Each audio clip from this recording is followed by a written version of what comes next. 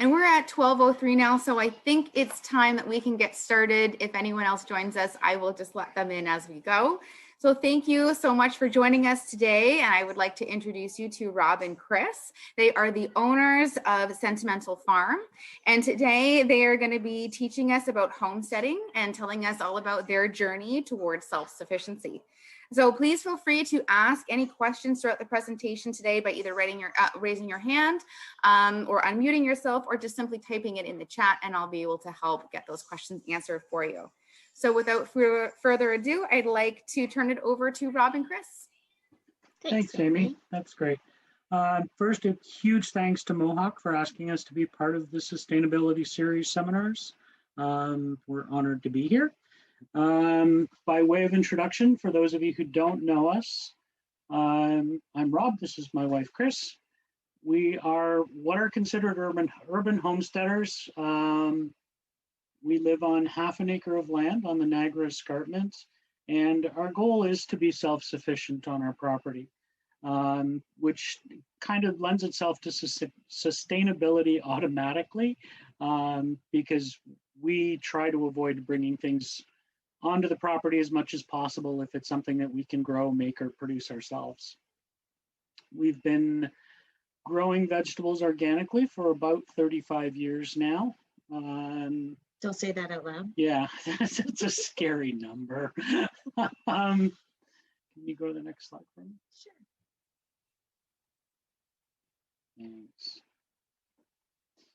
Thanks. We've moved around the Niagara Peninsula a number of times, ended up back where we started, back in Grimsby, and mostly because it's a fantastic growing climate, so that we're able to maximize the amount of food we can produce. And if you're ever out this way, just look for that sign out front of the farm, and you can find us. So this is what the place looks like in full season. This would probably be sometime around July. We are on the side of the Niagara Escarpment, so we are on a very hilled property, and that has lent itself to growing all of our vegetables in raised beds, and we'll get into that a little bit more later on in the presentation. So for those of you not familiar with the concept of urban homesteading, basically an urban homesteading is a household that wants to produce its own food, wants to be a little more self-sufficient, wants to live in a more environmentally conscious manner. And those are all things we strive for every day. And this is kind of the creed that homesteaders live by, and it's certainly something that we try to keep in mind with everything we do. We want to make sure that we're good stewards of the land. Our goal is to leave this property in better shape than when we found it 20 years ago. We definitely lead a self-sufficient lifestyle. We resist consumerism. The game we always play is when we do have to go shopping, at the end of the trip, you look in the shopping cart and try to identify what doesn't need to be there. What's in that cart that we could do ourselves, take care of ourselves at home. And that kind of has guided our homesteading journey. And of course, one of the most important things for homesteaders is passing the knowledge on. A lot of the skills that we practice are in danger of being lost. Fortunately, some of them have regained popularity during the pandemic. I think just about everybody in North America has learned to bake bread in the last 15 months, which is a great thing as far as we're concerned. Why bother? We do get that question. A lot of people. Well, we get the question, why are you crazy enough to do this? Yes. Yeah. Basically, for us, it's a lifestyle choice. We want to be more self-reliant. We want to know exactly where our food came from. There's few things more satisfying than sitting down to dinner and realizing that everything on your plate came from within 300 feet of your back door. That's a pretty cool feeling. It's not something that happens every day, but it does happen. Who can homestead? We get this question a lot. People will say, I live downtown, I don't have a lot of land. there are certainly aspects of homesteading that anyone can practice, and we'll get into some of those a little later on in the presentation. I'm going to break down our presentation into steps, and it's kind of the steps that homesteaders take on their journey and the path that the majority of us follow as we strive to be a little more self-sufficient, self-reliant, a little more conscious of what we're doing to the planet. And it really is a journey. Like we didn't start all of what we do in one day. It takes time. Okay, so before we get there, kind of tacking on to what Chris just said, we're going to be talking about a lot of things that we do. And by the end of it, some of you may be saying, that's way too much. I can't do that much stuff. And that's fine. I understand that 95% of people aren't going to want to take on everything we do. But maybe there'll be something that piques your interest. So always keep in mind, Rome wasn't built in a day. The stuff we're going to talk about today is the result of a 35-year journey. So step one for most people is growing food. I hope that most of you who are watching today grow some food at least. We have a series of 27 raised beds in our yard. And like I said before, we grow about 70% of our food now. Number one rule for growing your food is grow what you eat. If you're thinking of growing something just because it's good for you and everybody grows it, if you don't eat it, you're going to ignore it. For those of you that like Swiss chard, I'm sorry for what I'm about to say. It's the one vegetable I won't eat. It tastes like dirt. It just does. But it's good for you. So for years, I struggled and grew Swiss chard, and I would ignore it because I don't like to eat it. And as soon as I ignore the plant, it would get infested with insects. And those insects would then spread to the rest of my garden. And I'd end up losing a lot of food because I was growing something I didn't like. Raised beds, touched on that a little bit. We grow just about everything in raised beds, aside from fruits and berries. All of our vegetables are done in raised beds. You can dramatically increase your yield, especially when growing organically, because if you're growing organically, it's all about the soil. The more you control the soil, the better your plants are going to do. And in a raised bed, you have 100% control, which is, it allows us to reduce spacing on plants by about 30% so that we can grow 30% more plants. And that puts more food in the basement for winter. And so little weeding, that's huge. Yes, raised beds, you'll see a decrease in weeds by about 60–70%. You'll have less predatory animals in your beds. Rabbits tend to stay out of raised beds unless it's very dry and they're desperate for food. Less slugs, less snails, all that kind of stuff. So I will jump ahead just a little bit. There we go. That's what our gardens looked like about a month ago. Barren, but ready to go for the season. We do number all of our beds. That's because when you're growing in raised beds, one of the things you really have to track is crop rotation, making sure you're not growing the same plant in the same bed year after year, because every vegetable pulls nutrients out of the soil at a different rate. So you want to rotate them. So our beds are numbered so that every year we write down, okay, in 2020, bed 16 had paste tomatoes in it. So that this year we knew we weren't going to plant paste tomatoes there. The best thing to plant there this year would either be carrots or a brassica. So kale or broccoli or something like that, because the two complement each other. The tomatoes pull certain nutrients out of the soil. Carrots or kale will replace that nutrient so that we're not depleting the soil. And that allows us to avoid bringing in a ton of amendments, fertilizers, things like that to put on the beds.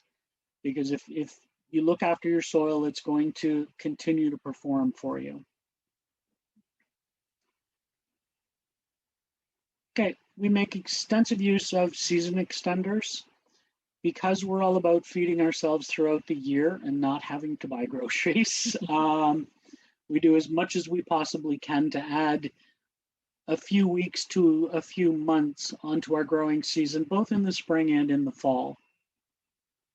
So you can see a few examples on your screen.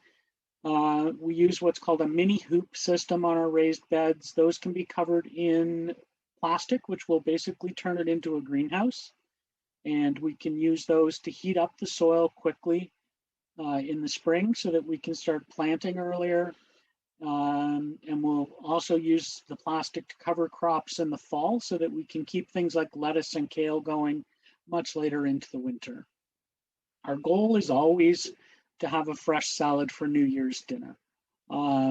We don't always make that goal, but that's always the goal. Hoop system's also handy for insect control. Picture on the top right of your screen, that's floating row cover installed on one of our hoops. You ever see those cute little white butterflies that fly around during the day? Those aren't actually butterflies. They're a day moth. They're called cabbage moth or white moth, and those feast on your kale plants and Brussels sprouts and things like that. They are the devil. Yes, they are. So as soon as kale goes in the ground for us, it gets row cover put on top of it to protect from white moth. We also use the green cloth that you see on your screen, and that's actually a shade cloth. So lettuce and spinach don't like the heat of summer. My plants are already complaining about the heat outside. If we put that green cloth on top of lettuce or spinach plants, we're able to get another couple weeks out of the plant because the green cloth actually blocks a lot of UV, blocks sunlight, so that it will lower the temperature inside by about 7 degrees Celsius. Then you can also see an example of a cloche there. We do use those to protect for frost. We tend to take chances around here. We'll put cucumbers in 2 weeks earlier than anyone else.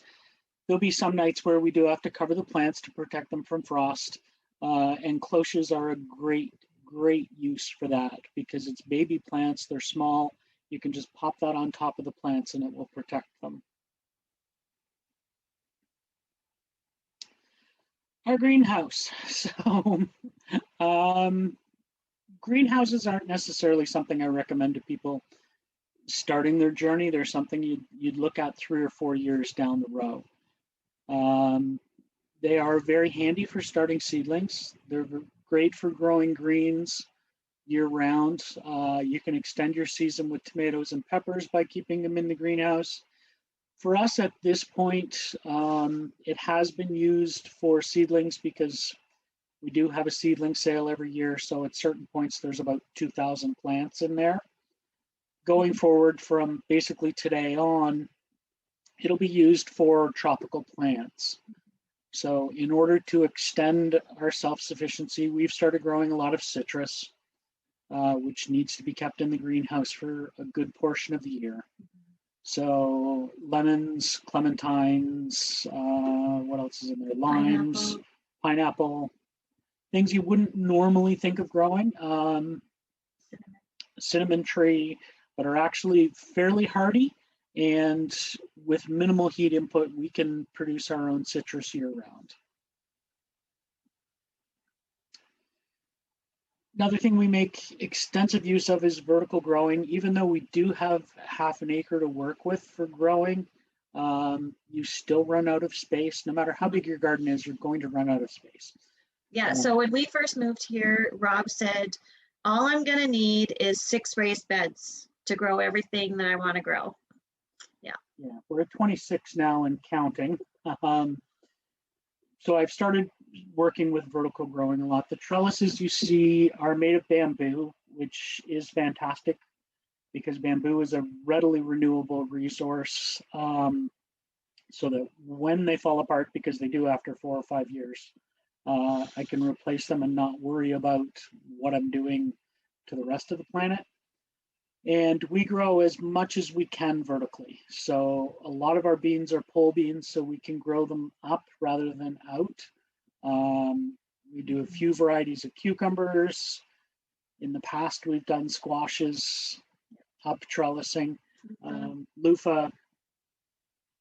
It's much more bang for your buck as far as square footage is concerned.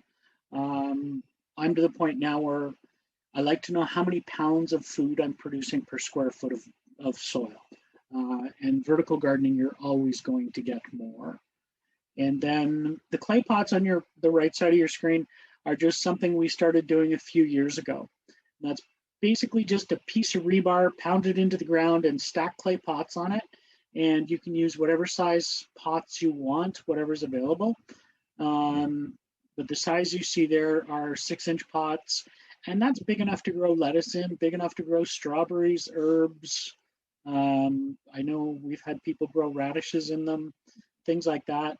And it's just, there's 6 or 7 of them on each piece of rebar, and that's increasing your yield 6 or 7 times. All right, step 2 for most homesteaders, they grow all this food and they feed themselves fresh food through the season. And around about the end of August, we start getting emails saying, I have bushels of tomatoes. What do I do with them? And my first response is always share them. Once everyone's had enough of your tomatoes, then you start thinking about preserving your harvest. And living where we do in Canada, we're unable to grow a lot of the vegetables year round, so we do have to preserve food to feed ourselves through the winter. For us, we do between 700 and 1,000 jars of preserves per year, and that basically eliminates our need to buy any of that stuff through the winter. But of course, too, saying that, you also have to change the way you eat. You eat with the seasons, and we're not having fresh tomatoes in February, but we do have diced tomatoes, and we have tomato sauce, and we have salsa. So that kind of puts you through until the next season when you can have fresh tomatoes again. So if you're not familiar with preserving food at all, my 2 pieces of advice would be start small and start cheap. You can go out and spend $700 on a dehydrator, but if it turns out that isn't your thing and you don't like dehydrated foods, you've got $700 worth of bookend sitting somewhere. So you don't need to invest a lot of money to get started. Some options for preserving. The easiest is cold storage. You don't need a fruit cellar. You don't need a cold cellar. Basically, potatoes, onions, squash will store in a breathable container, so a cardboard box with some holes punched in it, as long as you've got a corner that's cool, dry, and dark. Those are the 3 rules for storing food. We're still eating squash from last year. They're still perfectly good. There's absolutely nothing wrong with them. Tastes like you just picked them. And they've been in our basement since last October. So cold storage is relatively easy. Then we get into blanching and freezing. Certain vegetables you can freeze straight up without having to do anything to them. Peas, what else? A lot of the berries, so blueberries, strawberries, raspberries can just be frozen with no additional processing. Some vegetables do require blanching, which is basically just dunking them in boiling water. What you're doing is killing enzymes they'll change the food if you don't do the blanching first. So by blanching, you're preserving the flavor and the nutrient level when you freeze the food. And that's like beans, beets, turnip, asparagus. Lots of yummy stuff. Yeah. Dehydrating, on the left is a big, fancy, expensive dehydrator. If I was to do this over, I probably wouldn't buy the electric dehydrator, to be honest. But it's something we have, so I'll make use of it. I don't use it a whole lot, because instead of the $700 dehydrator, I spent $15, went to Habitat for Humanity, bought some parts, and built a solar dehydrator that works just as well. as long as it's sunny out. So now we dry all of our herbs, flowers that we use for tea, those all get dried in the solar dehydrator, as well as peppers, and we do sun-dried tomatoes as well. And to be honest with you, sun-dried tomatoes out of the solar dehydrator beat the electric dehydrator hands down every time. Absolutely. Yeah. I think there's a reason they're called sun-dried tomatoes. Yeah, I think so. Yeah, yeah. All right, there's some pretty pictures of stuff we can and the foods we make. Beyond dehydrating, food preservation starts to get a little more complicated. You get into pressure canning, and pressure canning is, first of all, when everybody hears that, they start to freak out because it's scary, because you've all heard horror stories of your grandmother blowing up her kitchen. Pressure canners have changed over the years. You have to actively work at it to get them to blow up now. You have to intentionally do 3 different things wrong. So they're much, much safer now, and pressure canning opens doors, Sure because once you have the ability to pressure can food, you can can anything, literally anything. So if you can buy it in a bottle or a can or jar or whatever at the supermarket, you can do it at home.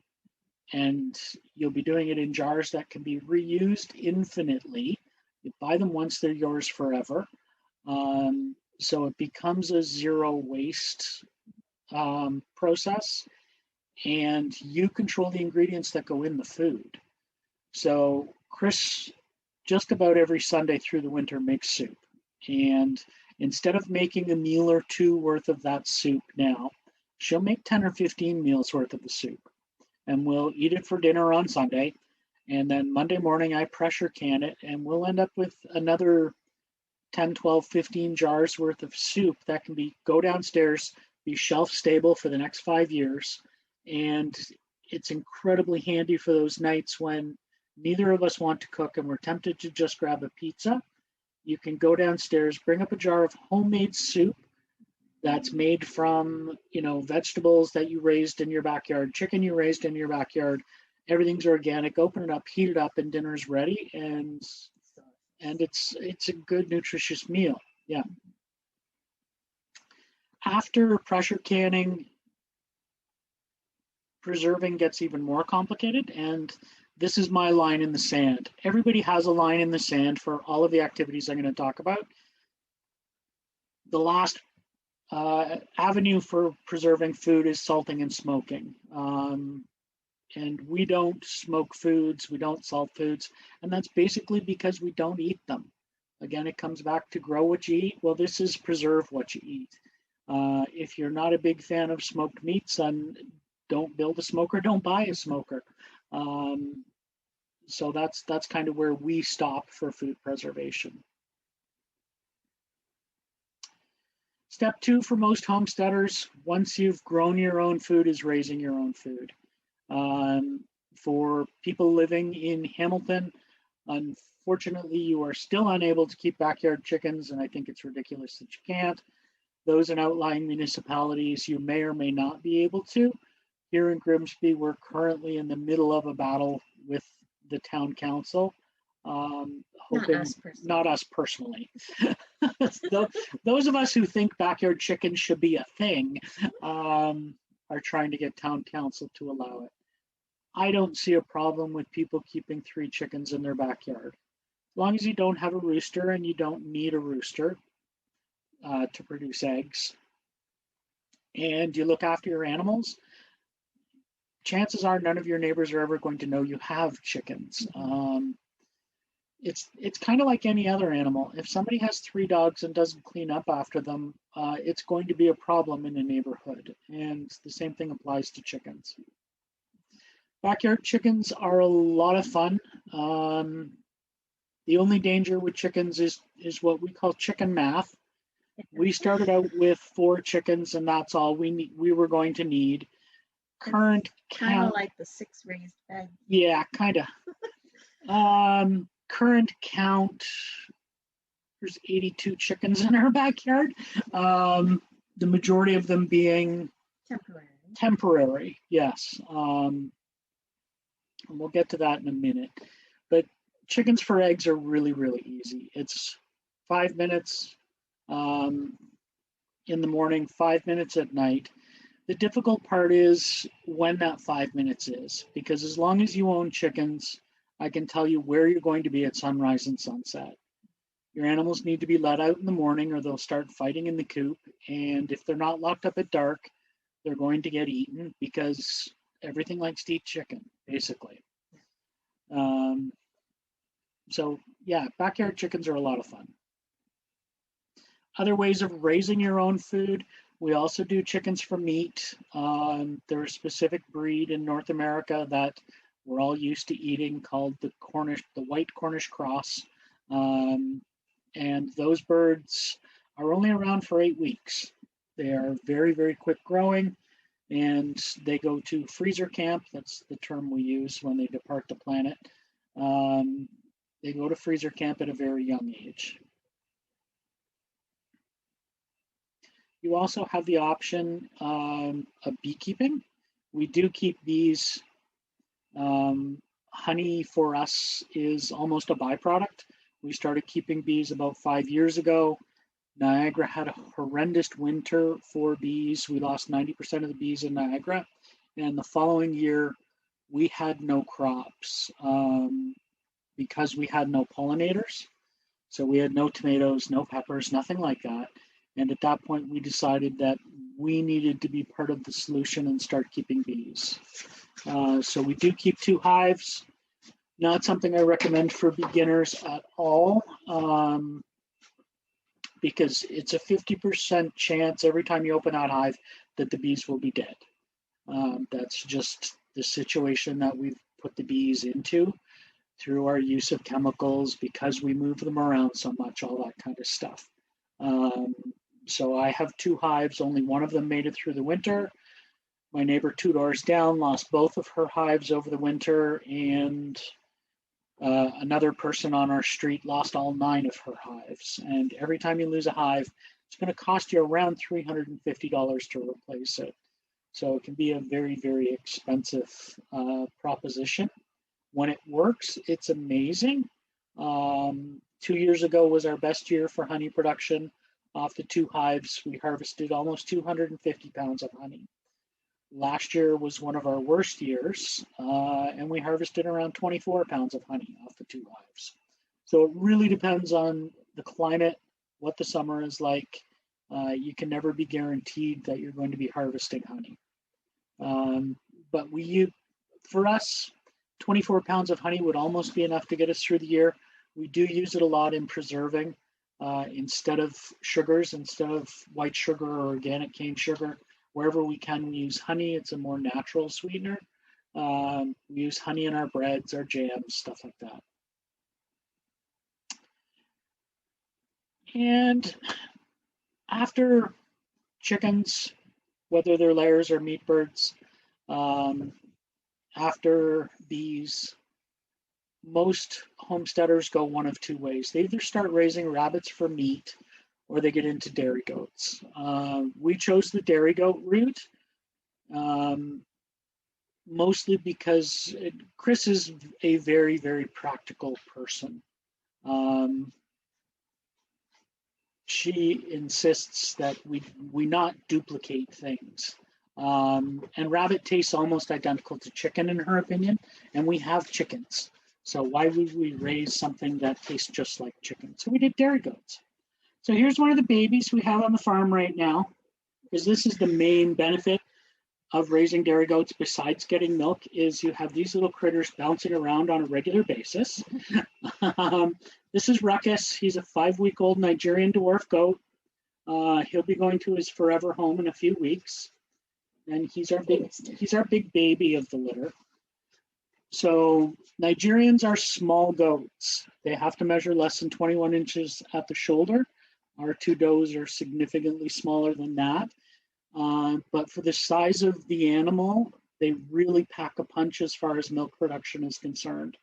Right now, Sunshine, who is Ruckus's mom, is producing almost 2 liters of milk a day for us.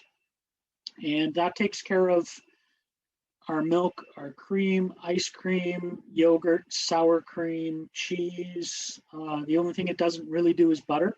And that's because goat's milk is naturally homogenized, so the cream doesn't separate well. So if we wanted to make butter, we'd go through about 90% of our milk just to produce our butter. So that's the one place where we still rely on supermarkets. So Chris is just going to run Ruckus back to his mom before he starts screaming. The goats are really, really easy keepers. They basically eat hay. Because they're so small, we're able to keep them on a half-acre property, as opposed to some breeds of goats that get much larger. There are goats that are up to 300 pounds each, and we just simply wouldn't have the space. So the goats, in order to keep them in milk, they do have to breed once a year, and as a result, there's babies hanging around for a good portion of the year. The babies we can always find homes for. They get moved on to other herds who are looking to increase their breeding stock. Or if it's males, the male goats, once they're neutered, the term is weathering in the goat world. Once the goats are weathered, male goats make amazing pets. They're just cuddly. They're about as cuddly as a lap dog once they're weathered. Rob, And yes? sorry, I just wanted to let you know that there was a question in the chat. Ashley's asking that she's heard that goat milk is easier to digest, and she's wondering if you found that when you switched over to goat milk. Absolutely, yes. A lot of it is anecdotal. But whenever we run into someone who says, I'm lactose sensitive, or I have a child who's lactose sensitive, we strongly recommend they try goat's milk. For us personally, we're able to take it one step further because we don't pasteurize the milk that we consume. So we're drinking raw goat's milk, and it is so much easier on your digestive system. It truly is. Unfortunately, the way the laws are set up right now in Canada, raw milk isn't something that we can allow to leave the farm at all.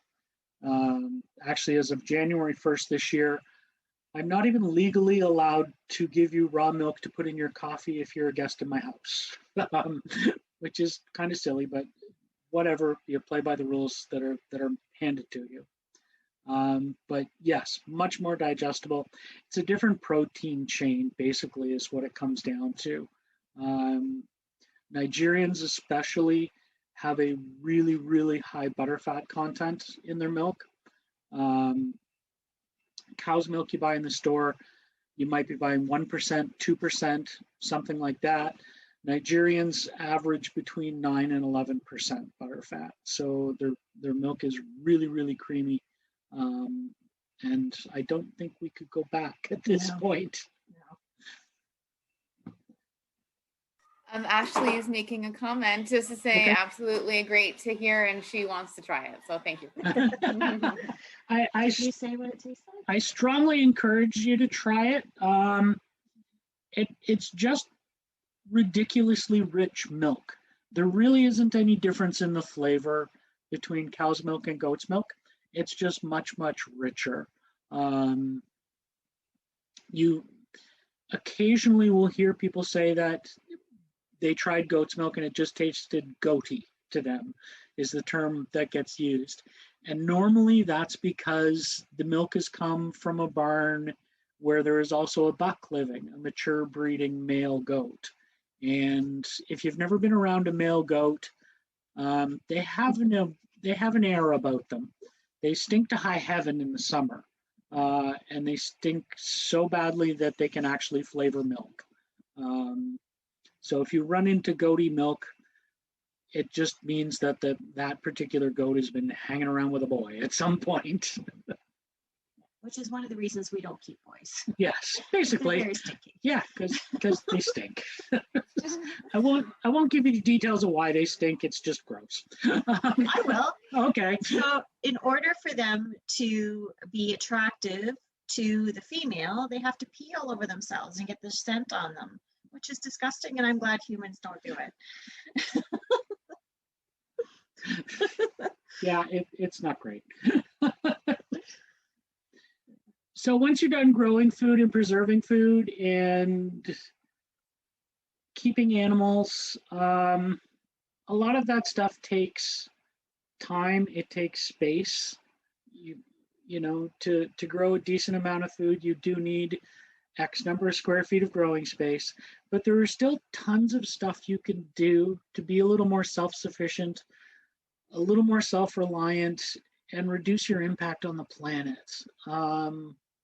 And some of the things that we do along those lines are we make our own soap, we make our own body care products, and that includes toothpaste, deodorant, laundry soap, lip balm, body lotion. What else? You've said the ones that I can think of. Okay, I'm sure there's more, but all those are things you can make, and the majority of them you can make organically, and there's seldom more than 3 or 4 ingredients to any of them. I go through a lot of lip balm because I live outside year round, 365. I'm outside minimum 8 hours a day, so my lips are always dry. So I go through a tube of lip balm about every 6 days. And I was using Burt's Bees because it was organic, but Burt's Bees now is up to about $5 or $6 a tube. So we just kind of borrowed Burt's recipe. And I don't feel bad about it anymore because Burt isn't around. For those of you that don't know, Burt's Bees is now owned by Clorox.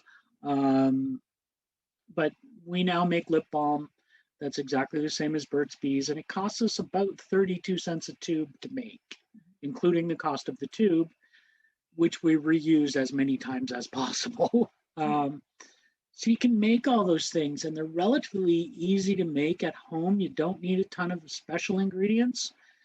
The one thing you might have to buy is beeswax, but other than that, chances are everything that you need, you've got in your kitchen already. Baking bread, we touched on a little bit.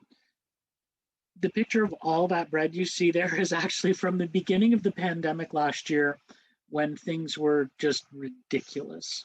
And we have a family member who lives in Oakville, and she went weeks on end and couldn't find bread to buy.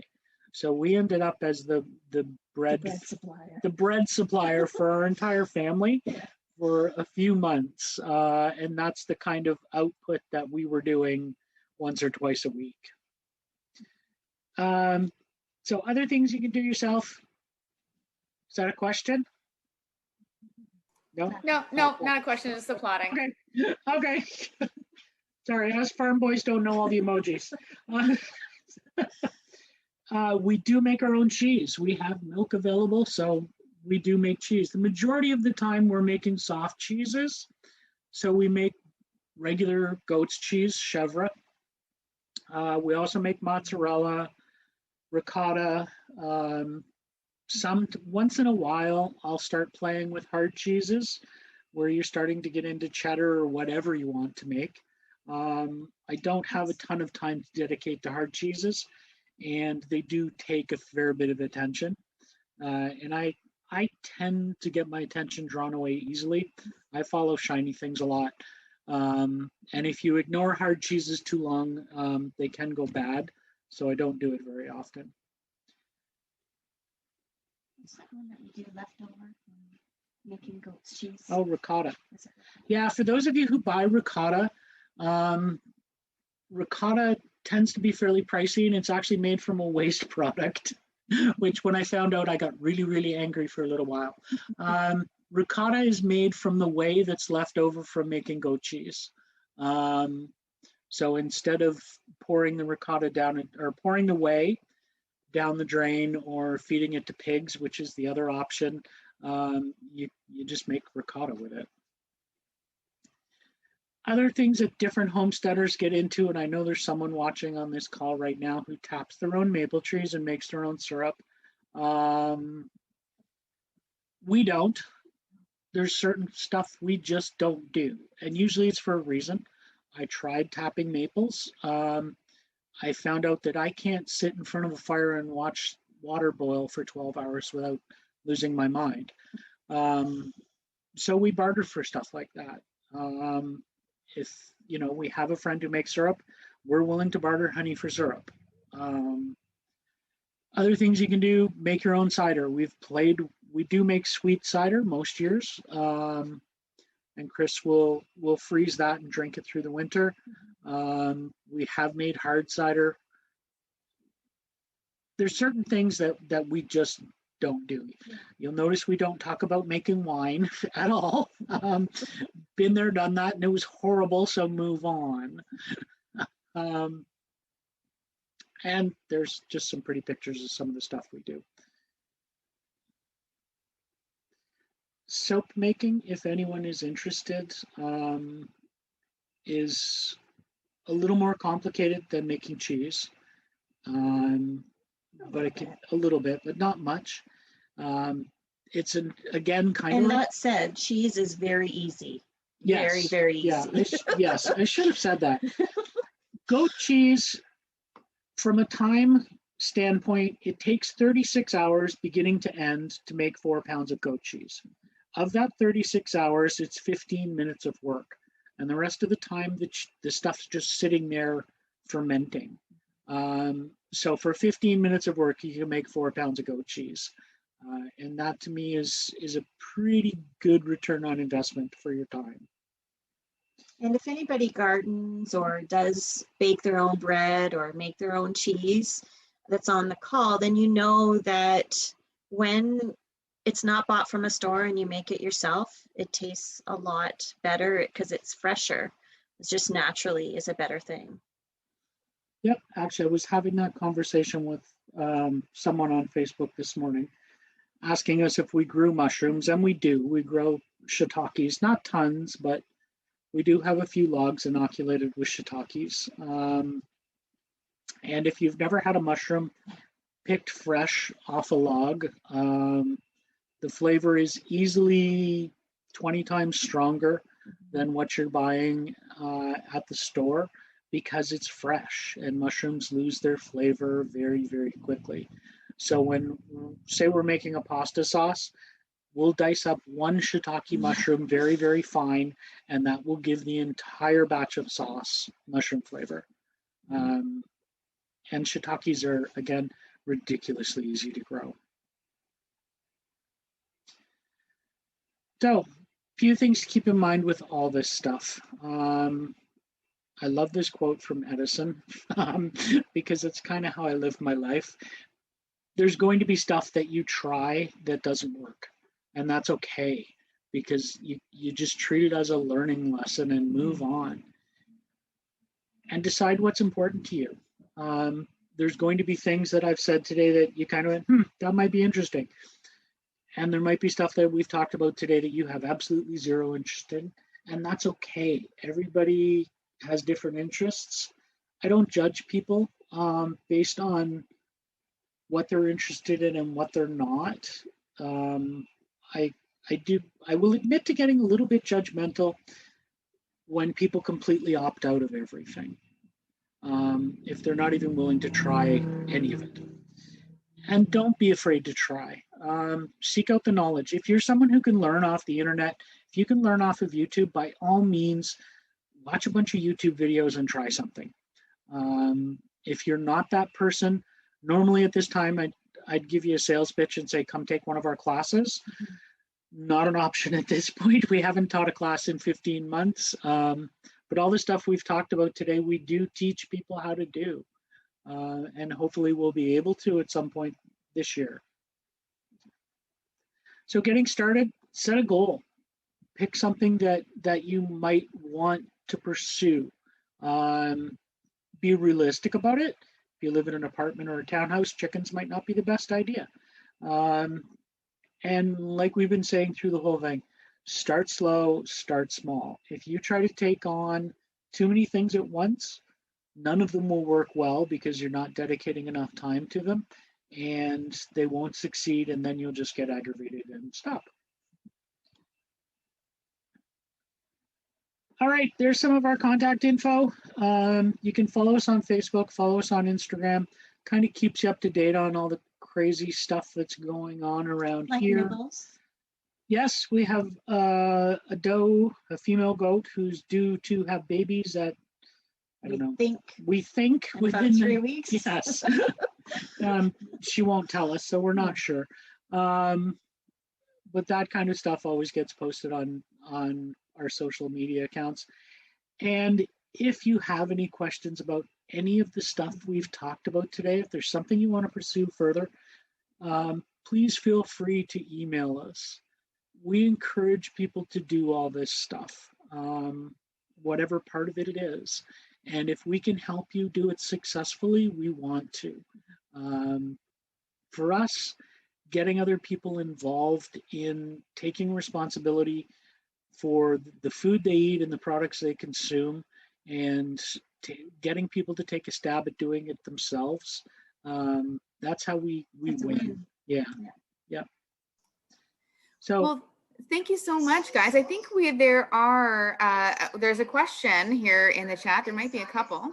The first one is, if you had to start over, what would you do differently? Oh my goodness, there's a question. I'd buy more land. On half an acre, I'm out of space. And we always talk about closing loops around here. So when I started doing goats, I was buying hay, I'm buying grain, I'm buying minerals. And you want to eliminate those buys. You want to be doing it yourself because it reduces your cost, but it also lessens your impact on the planet. If I can grow my own hay and grow it organically, harvest by hand, all that sort of stuff, I'm reducing my fossil fuel footprint, but I don't have the land for it, unfortunately. So instead of half an acre, I'd probably look at, maybe 1 or 2 acres. Beyond that, to be honest, we research pretty much. Yeah, I'm pretty obsessive compulsive about stuff. Very. Yeah, so, before we got the bees, it was 3 years of research and learning before I even thought about I bringing would say them. the first greenhouse that we bought was not the best investment. Like we Yes, didn't like that yeah. at all. Do your homework if you're thinking about a greenhouse. I replaced my original greenhouse last year, and it was basically just a see-through garden shed. It didn't retain heat, wasn't particularly useful for growing plants. Thank you. Oh, sorry, there's one more question in the chat. Do you have any people or books, blog recommendations that inspired you to start? Carla Emery's book is my go-to, my Bible for homesteading. It's the Encyclopedia of Country Living, and it's like a 600-page softcover book. But as far as like inspiration for the lifestyle, I think it was really more of a journey. We didn't start thinking we were going to be living this way in the end. Yeah, we didn't start out as hippies looking to have a hippie lifestyle. We just kind of ended up there. Yeah. And as far as my resources, the Encyclopedia of Country Living by Carla Emery is always my go-to. Blogs and things like that. Despite the fact that I'm saying this to you on a Zoom call, I avoid computers as much as possible. The longer I'm on a computer, the less time I'm outside. And that's where I want to be. Even when it's 30 below, I'd sooner be outside. So I don't follow a ton of blogs or anything like that. If you're looking for really places to get started, Facebook groups I'd recommend. First one is 5 Acre Living. It's a group of, last time I checked, there's 1.5 million of us around the world who own 5 acres or less, and we're trying to live off of that piece of land. And that's a great group of people to learn from. Wonderful. Well, thank you so much. I'm going to put my camera back on here. Thank you very much, Rob and Chris, for this really great presentation. Honestly, so much fantastic information. And thank you so much. I know that I see it here. You've left up the screen. That's perfect. different ways for people to get in touch with you or ask you questions if anything comes up after the presentation today. So I think Thank that you, this Amy. is, yes, absolutely. Thank you. Our pleasure. So I think this is going to conclude the webinar for today. And just thank you to everyone for coming. And again, thank you to Rob and Chris for hosting. Really, really great stuff. And I hope that everyone enjoys the rest of your day. Thank you. Thanks, guys. Bye-bye.